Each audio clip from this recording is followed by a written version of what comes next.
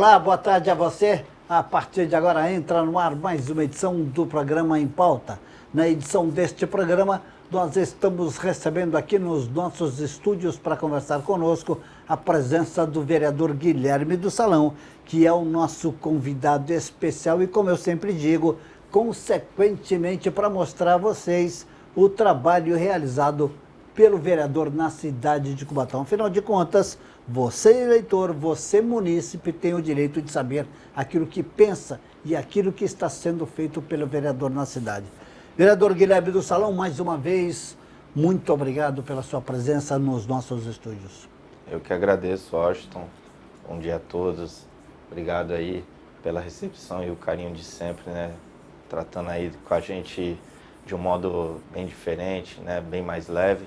A gente poder estar tendo a oportunidade aqui de estar fazendo esse bate-papo, explicando para a população um pouco aí do nosso trabalho durante as semanas, né? Claro, aliás, eu sempre falo, né, vereador, o munícipe, o eleitor, ele tem todo o direito de saber aquilo que está sendo realizado ou não pelos senhores. Transparência, né? Isso aí. Lógico.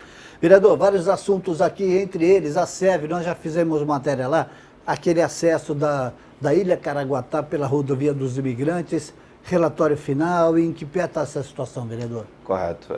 Começando pela SEV, do acesso, a regularização, né? Sim. Do acesso pelos imigrantes ao bairro da Ilha, a gente montou, findou agora, né?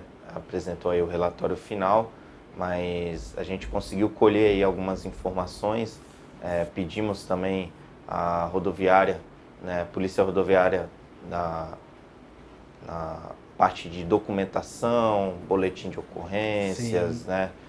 Alguns agravantes que ali aconteceram, até para a gente poder estar mostrando aí o pedido, o porquê, né? Tem um embasamento, tanto quantidade de acidentes, acidentes fatais, né? Que a gente já perdeu amigos ali, né? Bastante pessoas, né? Pessoas conhecidas, né? E aí a gente está procurando aí que peçam uma passarela, tenha ponto de ônibus regularizado, um trevo, né, para ter o acesso, né, dos veículos, esses pontos que a gente quer acertar. Então, para isso a gente tem que ter embasamento. E aí um dos pedidos foi esse, sobre os boletins de ocorrência daquele local. O senhor já esteve lá na Ecovias, nós acompanhamos, estivemos lá na sede da Ecovias, na época a reunião foi legal, digamos assim, eles foram comunicativo com os senhores? Sim. Foi tranquilo? A gente pontuou, né, algumas questões e eles nos responderam, né? E aí, pelo que a gente já pôde ver desde a primeira reunião, a prefeitura ia ficar responsável por isso, né? E aí, assim, a gente espera que dê continuidade, aí é com eles. Comissão especial de inquérito e não comissão especial de vereadores com relação aos corpos de bombeiros, ao laudo do ABCBs, enfim, como é que está isso? Sim, é outra pauta também que a gente levantou, porque alguns questionamentos aconteceram, né, e a gente pôde observar aí as visitas aos próprios públicos, né, a falta desse laudo. Pô, e aonde você recebe a população, né, Washington, creio eu que tem que haver segurança. Claro. Né? A gente tem que deixar o munícipe numa forma tranquila, calma, lógico. Dependendo aí tem as suas peculiaridades, né? As suas dificuldades. Alguns próprios públicos aí estão numa forma vergonhosa, mas assim, o laudo, como ele é exigido para a população quando vai abrir um comércio, também, por que não a própria prefeitura também fazer sua lição de casa? É uma segurança para todos, não é, vereador? Correto. E assim, a pessoa poder adentrar aquele local e ter aquele certificado ali, ter a vistoria, né, tudo direitinho, extintor ou hidrante, se for o caso do tamanho, né, dependendo do tamanho do comércio. A chamada fiscalização. Né? Correto. A chamada fiscalização que é bom para todos, né? Para o professor, para o diretor, para os alunos, para o morador ao lado. Sim, enfim. Até porque quando o munícipe ele não segue a lei, né, ele é penalizado de alguma forma. E por que o executivo, a prefeitura mantém os próprios sem o laudo e não tem penalidade nenhuma, ou então que procure regulamentar, né, deixar os próprios dentro do padrão. Vereador, nós estamos falando aqui em próprios. Como é que está o negócio da visita nas escolas, que o senhor andou visitando algumas escolas aí? Outro ponto, Washington, também, a gente tocando aqui nesse assunto, em relação às escolas, creche, parquinho. A gente vê muito abandono aí também, como eu falo, do poder público. Fica uma situação chata. A gente leva, indica, faz ofício, não obtém respostas. E a população, ela nos questiona por isso. Não é um pedido do vereador só, o vereador, mas a população nos comunica. Então, os pais se juntam diante de uma reunião, o Conselho de Educação também, que está fluindo na cidade. Então, assim, nós fazemos o nosso papel de estar podendo participar em conjunto e visitar em loco. Porque muitas das vezes os pais, será que está acontecendo isso ou não? E aí, assim, a gente pode expor para a população verdadeiramente o que está acontecendo na nossa cidade perante a educação. Onde eu vejo parquinho sem nenhum tipo de brinquedo, onde eu pude ver no Amapá, na Ilha Caraguatá, as crianças brincando na areia onde está pegando micose. Brinquedos que a criança falou, tio, tem bastante brinquedo, mas quando eu mostrei a caixa, cheio de água dentro dos brinquedos, e é baldinho de areia de praia, pazinha. Acho que isso daí eu não concordo, né? A gente tem que ter uns brinquedos para coordenação motora, para desenvoltura de algumas... E outra, está dentro de um estatuto que protege essas crianças, né? É o ECA. Então, assim, por que não?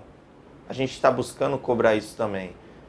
Mau uso também da parte do próprio público, os professores tentando dar seu melhor ali na sua aplicação da educação.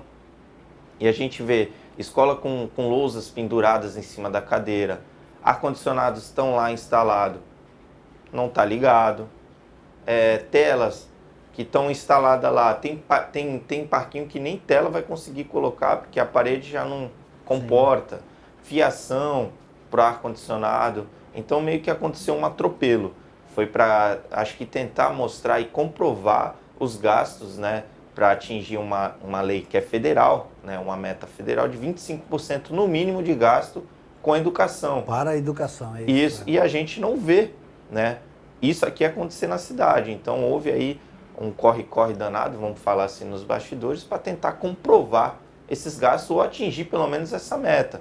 E, aqui não é nenhuma correria, a gente tem que ver se os 25% estão sendo bem aplicados, se fosse 50% também. Poderia não estar sendo bem aplicado também, por mais que se gaste muito, mas tem que ter um planejamento. E é o que eu não vejo dentro da cidade, as secretarias. E o vereador falou com relação aos 25% da educação, me lembrou na 7ª sessão ordinária, os senhores falaram com relação à emenda impositiva dos vereadores, só lembrando mais uma vez que essas emendas impositivas não chegam na mão dos vereadores. Cada vereador tem a sua emenda impositiva naquele valor e 50% dessa emenda impositiva ele coloca onde ele quiser, na cultura, no esporte, mas 50% é obrigatório por lei para ir para a saúde, é isso, correto, né, vereador? Correto. Mas esse dinheiro, só lembrando mais uma vez, até para informar você, que esse dinheiro não chega na mão do vereador.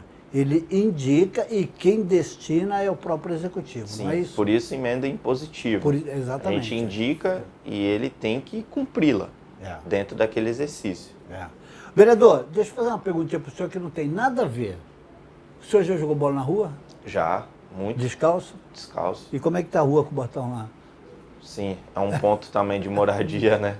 A gente está tratando aí com o Estado, né, que é responsável, porque até então montei uma SEV, né, também, em Comissão relação... Especial de Vereadores, Isso. As moradias do bairro, porque aonde foram lá, fizeram uma reunião, pediram só 10 lideranças, depois pediu 17, sendo que aí quando a gente foi ver, em vez de 17 casas que iam ser prejudicadas, aumentou para um número extraordinário de 37, e aí aconteceu um outro absurdo.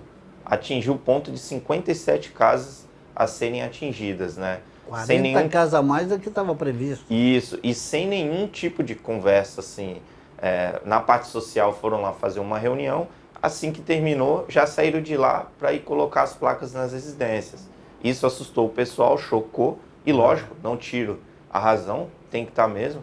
Tem pessoas que ficaram doentes através dessa situação, desse descaso, já que é um setor da área social da CDHU, eu acho que tinha que ter mais um trabalho mais humanizado.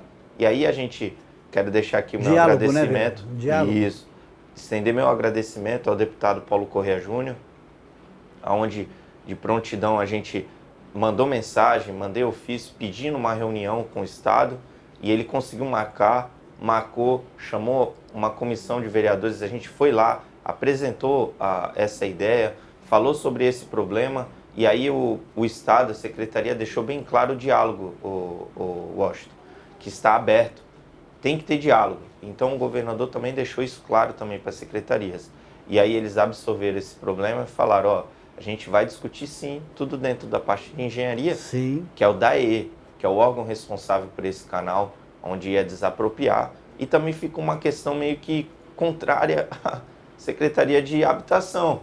Se você está correndo para diminuir o déficit de pessoas sem residência, né, sem uma moradia, você está construindo 700 e vai colocar mais 57 aonde? Sim. Né? Você vai desapropriar. E são casas de alvenaria já consolidadas, que cobra água, luz, esgoto, não é uma tarifa social, é consumo mesmo. E a população, agora estou aguardando uma próxima reunião, o deputado ficou de marcar com o pessoal da Secretaria de Habitação, junto com os órgãos da EE, e assim eu pude também demonstrar para eles também em relação ao acesso, como sim tem em São Vicente no Tancredo Neves, que é um bairro da cidade de São Vicente, fica ao outro lado da Imigrantes, da ponte, a gente ter também esse acesso. Se lá a gente está tendo, porque vai aumentar, Washington, de alguma forma, as moradias, vai aumentar o bairro, então a gente só tem um acesso, que é pela Metalúrgico Ricardo Reis. Poderia se aumentar mais outro acesso. Por que não pela rodovia? Assim como o Bolsão, os bolsões também são. Pois é, vereador, agora o senhor participou da reunião, foi constantemente a luta pelo transporte escolar dos moradores da Vila dos Pescadores, bairros adjacentes, e parece que foi uma vitória a luta de vocês, não é? Correto. A gente conseguiu aí nessa luta, né, o transporte escolar, que é um direito para as crianças, né, e para aquelas mães que moram no bairro. Até questão de violência, deslocamento, né, é perigoso. E a gente pôde aí tá absorvendo esse problema. Fizemos abaixo-assinado lá no bairro, ficamos no final de semana lá recolhendo, né? Aí chegamos a 800 assinaturas, né? População participando, correto? A gente também tem outros bairros também que estão com esse déficit também de mobilidade, né? Que é um direito também. A gente não só, a gente estende, amplia para essas outras áreas, né? Eles vão abrir aí novamente uma data aí para estar fazendo um cadastro, e aí a gente também fez um ofício pedindo para que a SEDUC se desloque até lá para poder estar fazendo esse cadastro, porque a maioria das pessoas não tem, Washington, infelizmente, condições de estar pagando R$5, está se deslocando, aí não consegue hoje, aí tem que vir amanhã, pedir para que a SEDUC vá até lá, ao bairro, e colete as informações dessas pessoas, que fica até mais fácil. Falta algum documento, ela já está ali do lado, né? Para poder a gente estar orientando melhor, né? Ajudando a população. Então, várias reuniões os senhores fizeram no anfiteatro. Isso, né? Isso. E também agradecer aos vereadores e também ao Pádua, conselheiro tutelar, que absorveu também em conjunto conosco, né? Como eu falo, ninguém faz nada sozinho. Veio junto com a gente. Entre aspas, no bom sentido, como se diz no popular, comprou a briga, né? Isso. Também. Agora, vereador, na 7ª sessão ordinária, a pedido do vereador Fábio Alves Moreira Roxinho, foi aberto um pedido de abertura de processo de cassação do prefeito Ademar Oliveira. O senhor, junto com mais 3 vereadores, foi a favor, aceitou este pedido. E o telespectador gostaria de saber o porquê que o senhor foi a favor em aceitar este pedido. Correto, eu acho. Bom ponto levantado. Eu aceitei, sim, ao pedido de cassação e aceitaria novamente, sem nenhum problema. Sim. Até porque quem não deve não teme. A gente aceitando é uma função do vereador aqui da Casa de Leis para poder receber esse documento e fazer um estudo. Claro. Mas antes disso, o MP, com o órgão interno CAEX, que é um órgão onde eu costumo dizer até que é um filtro do filtro, né? As partes técnicas, né? Como eu falei na sessão também, não foi minha calculadora quem calculou aqueles valores, que foi um absurdo, mais de 7 milhões de reais, tá? Para eles poderem chegar nesse número, nessa quantidade, não foi um filtro qualquer, né? Teve embasamento, se chegou a esse ponto, constatou sim, então por que não a gente absorver aqui para a Casa de Leis, mas aí foi rejeitada, né? Essa tal situação, para até que ele venha aqui, que a gente provoque isso e tenha transparência. Ele não fala que o governo dele é com transparência? Vem aqui, explique para nós e para a população o que houve, o que aconteceu, se teve mais zeros a mais aí nessa soma. Aí acabou que não passando, mas eu concordo, tem que levar mesmo, teria que, no caso, na minha opinião, né, aceitar, até para não prevaricar, porque esse é um pedido de um vereador, no caso, Fábio Alves Rochinho, que aqui também deixo meus parabéns, e parabenizar também, estender a coragem que teve, né, e está buscando isso. Então, era para abrir aí a nossa mente, já está pensando em relação a essa situação. E lógico, tudo que é transparente é bom, não é isso? Sim. Traz para a população. Em cima disso que o vereador está falando, só para encerrar, é bom, legal isso que ele falou, né? Porque as contas quem fez não são os vereadores, isso. Não é? Quem fez foi o próprio Ministério Público. Correto. Mas, vereador, de qualquer forma, o nosso tempo é curto. Vai aqui os nossos agradecimentos, mais uma vez, pelos seus esclarecimentos, aquilo que eu sempre falo. Quem ganha com isso é a população, que fica sabendo aquilo que pensa o vereador, na qual ele tem o direito, né? Votou, o senhor representa uma cidade, não representa apenas um bairro, representa uma cidade e o município tem todo o direito. Correto, muito obrigado e até a próxima, viu, vereador? Obrigado, eu que agradecer toda a sua equipe e também nessa do transporte escolar, que foi uma luta aí junto com os pais. Deixar aqui um forte abraço a todos eles, agradecer as mãezinhas pelo empenho, né? Que continuem assim, que outros bairros peguem esse exemplo que aconteceu de luta e traga para cá também, assim como as mães também da escola, do Ulisses Guimarães, trouxeram para nós aqui também o problema onde a gente teve lá em loco. A mesma coisa, é unir forças, trazer aqui para o Legislativo e a gente está buscando aí a solução e apresentar para a população. Em busca de melhorias, não é? Isso.